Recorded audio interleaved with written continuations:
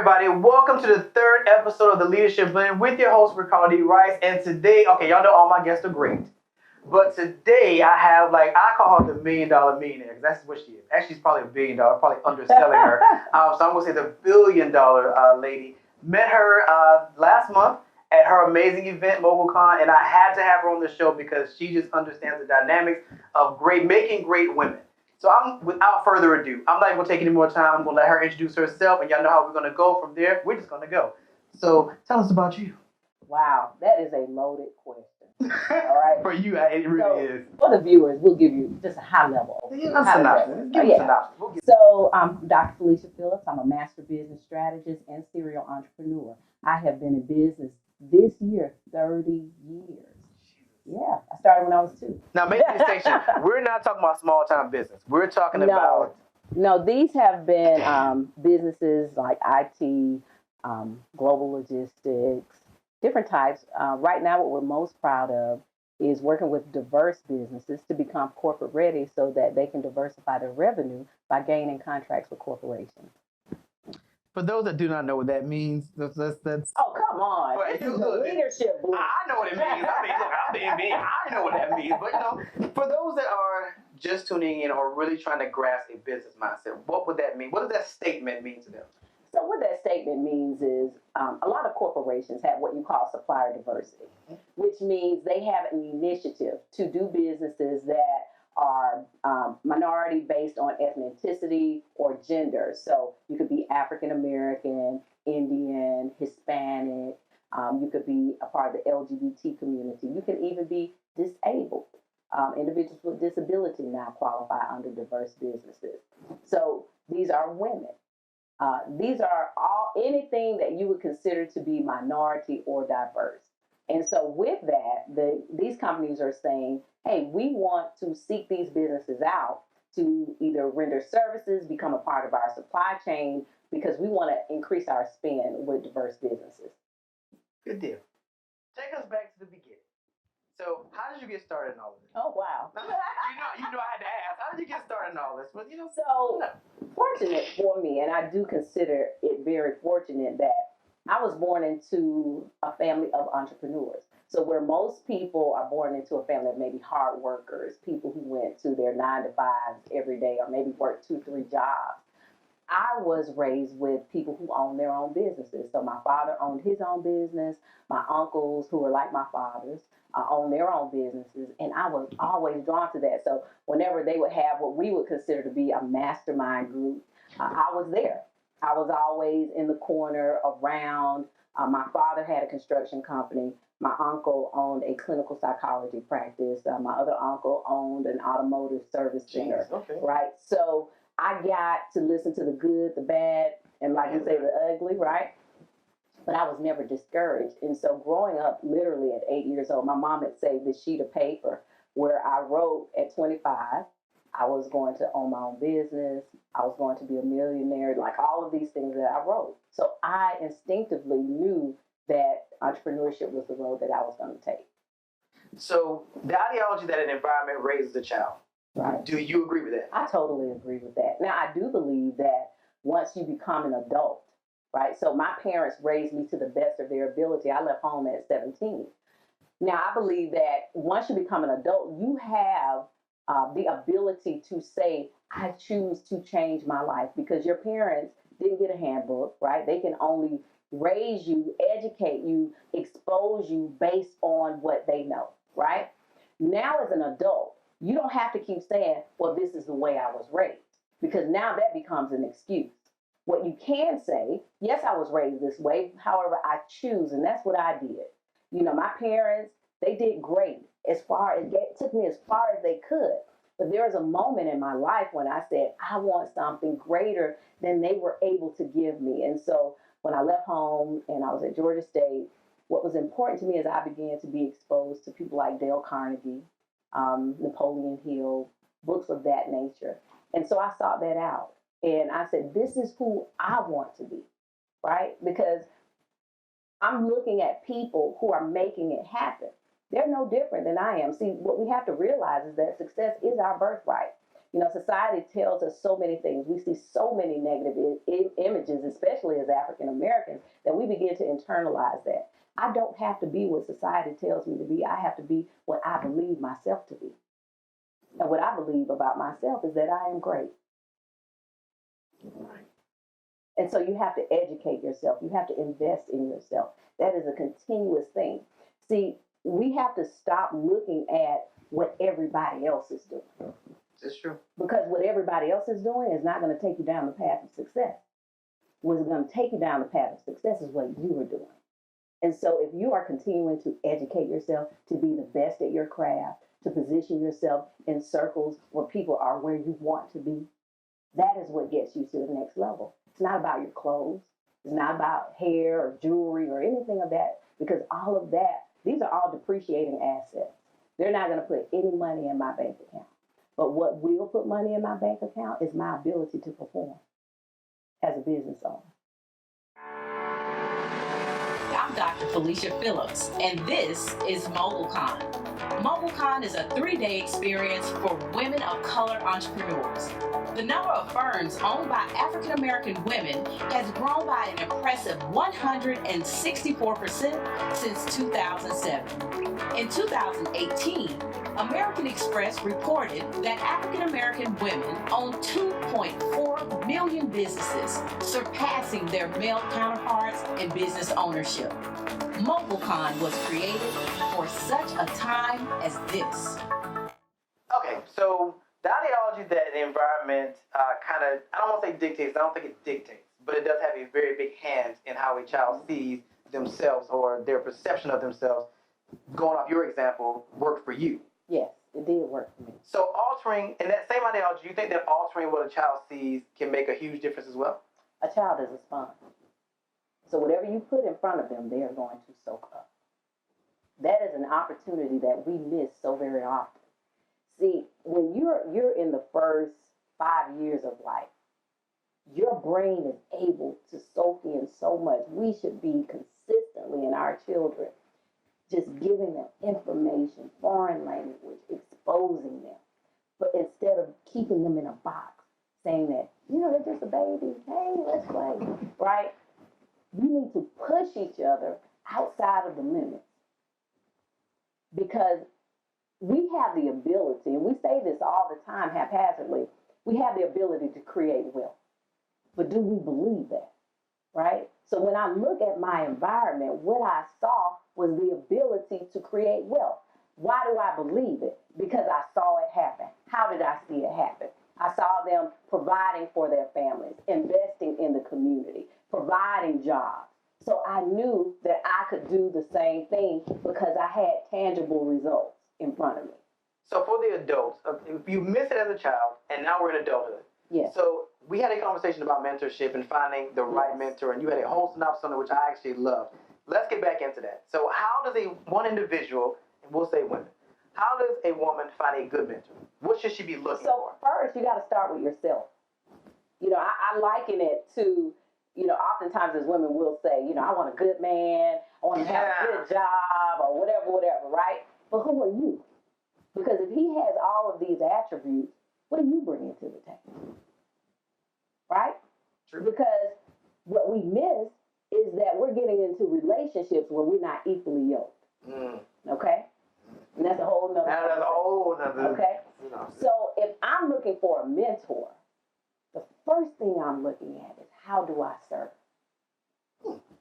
Because what people miss with mentorship is I'm getting. What are you giving? What are you giving? It has to be reciprocal, right? So I have a paid mentorship program. One, because you're an adult, Facts. okay? At this point, you're not a child. So I'm not volunteering my time because I understand my worth. And I know what my time is worth, okay? So if if you didn't do what you were supposed to do initially, you recognize it. You said, look, I recognize this is not working. My plan work is not working out. I need a mentor, okay? But you need to have a win-win. There needs to be a win-win situation with that.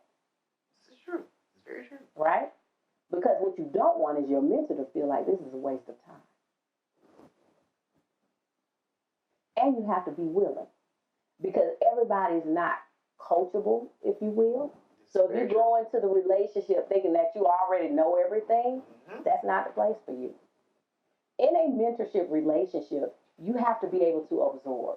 You have to be somewhat vulnerable in order to see how am I going to take the experience of this person who I deem to have everything I want to make their advice, the education, the experience that I'm going to get through the mentorship work for me.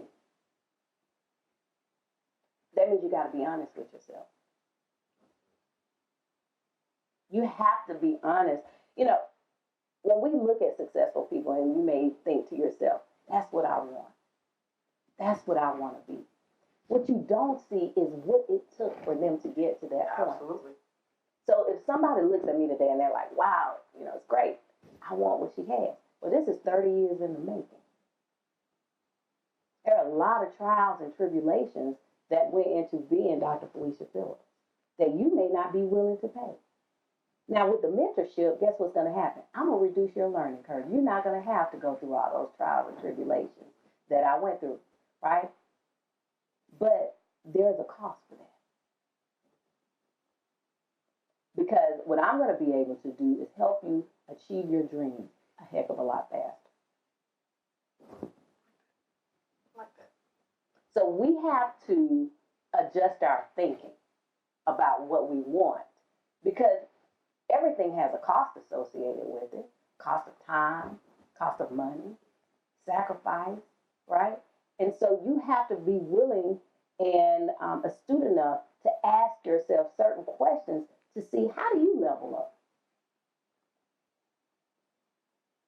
Because oftentimes, and this happens to me, people will DM me, and I'm thinking to myself, you know, I want to follow you around.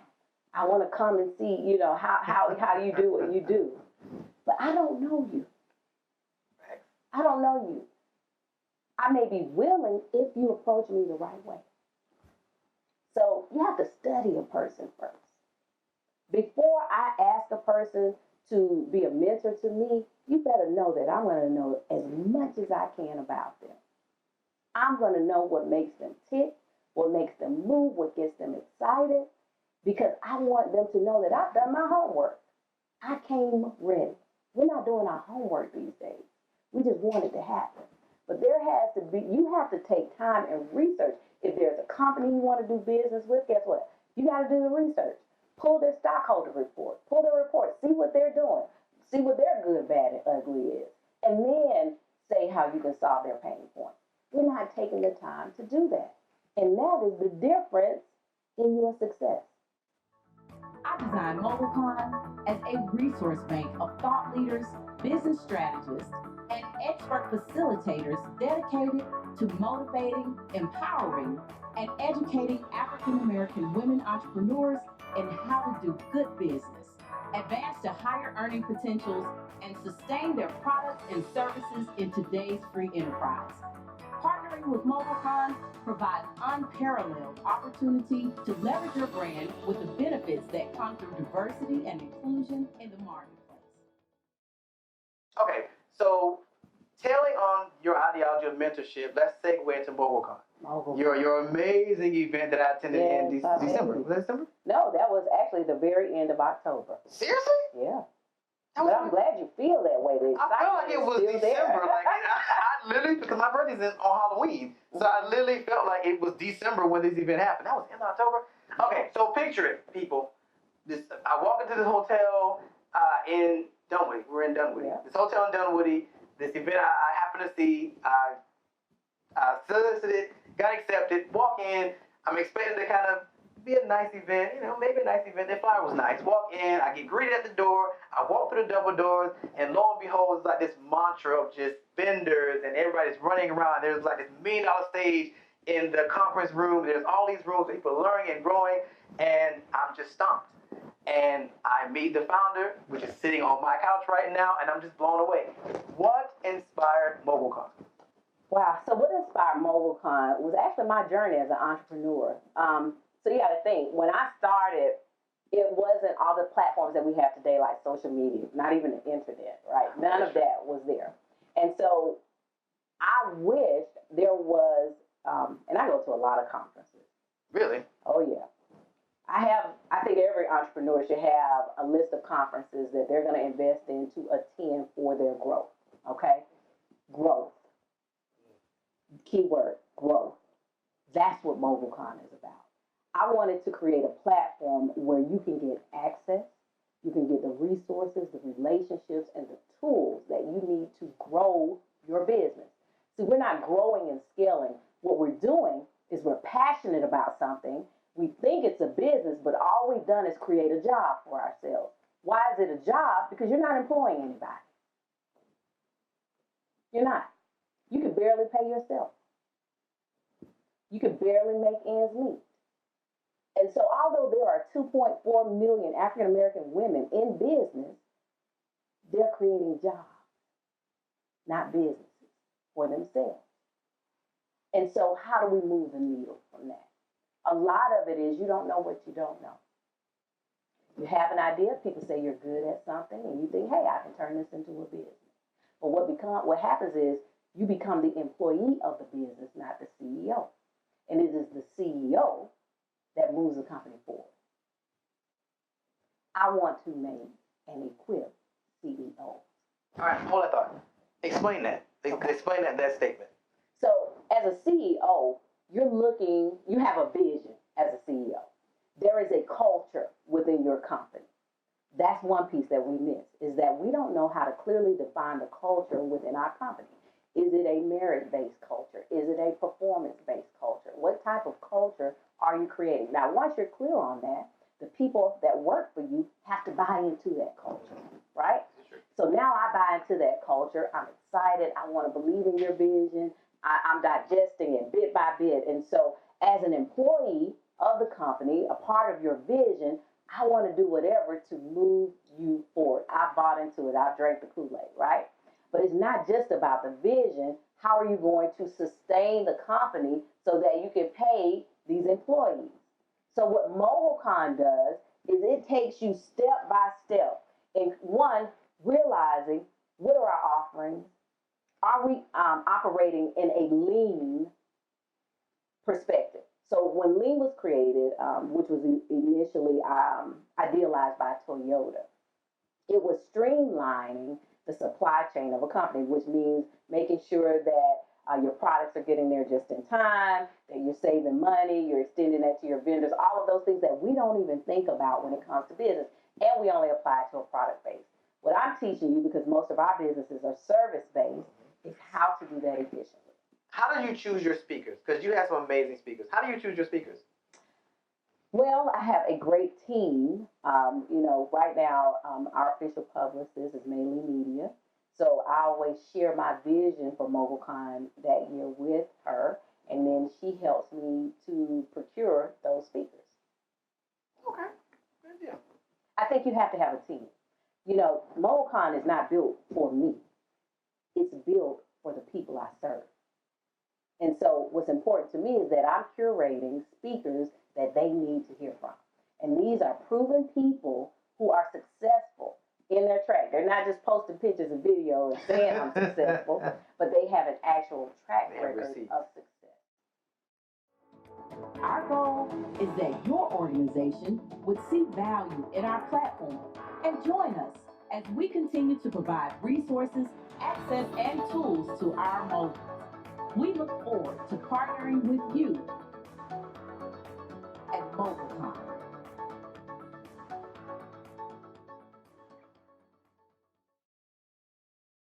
Okay, so final thoughts for individuals who have watched you in all your glory in these last couple of sections. What are the final thoughts you would leave with people who are watching, particularly women? So the first thing I would say is have a strategic plan. Those that are successful have a plan. And a lot of times we're just doing things. We see something, then we just want to do it. Second thing is make sure you have a team. The plan cannot be executed without a team. You need to be out there creating, building relationships, making contacts.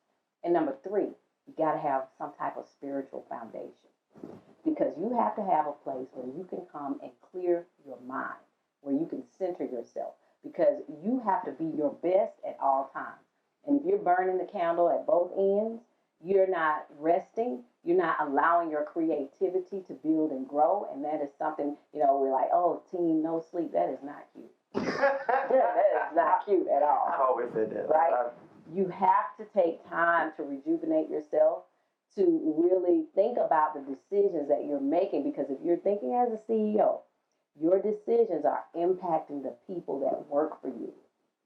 And if you get too far away from the vision, you're going to lose good people.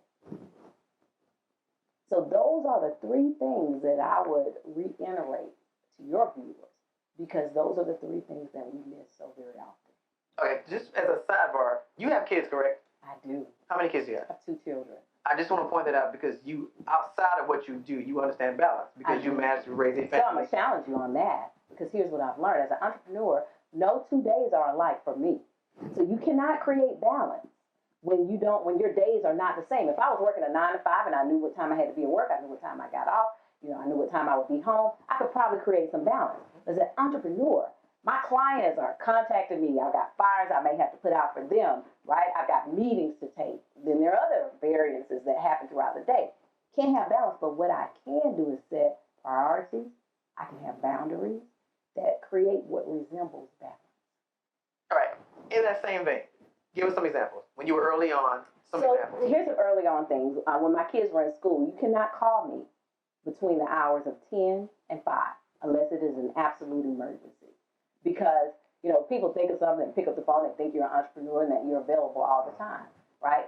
You have to let people know that your time is a priority. You have things to do. I'm running a business. I don't have time to chit-chat with you during the day. I don't have time for my friends to call and just tell me about their problems. You can do that after 8 o'clock. How did they get in touch with you? Oh, real simple. You can go to my website, FeliciaPhillips.com. Everything is there, from MogulCon to all the other things that we do, from a mentorship. The Black Belt Business Academy is on there. Everything's there. We keep it simple. And I'm on all social media platforms at I am Dr. Phillips. All right. One more question, because I was actually done, but just want the knowledge. Teams and diversity. How important is it to have a diverse team? I think it's very important, because they're going to bring different references from their journey, their experience, their expertise. Sometimes when you have too many of the same people, you're getting the same advice, the same experiences. You need people who can think outside of the box. How often do you train your team? Ooh, well, I have a great team right now. Yeah, I've encountered them. I have a great team. I haven't had the need. Now, what I do have the need for, because we are growing exponentially, is to add to the team. We're in a great space.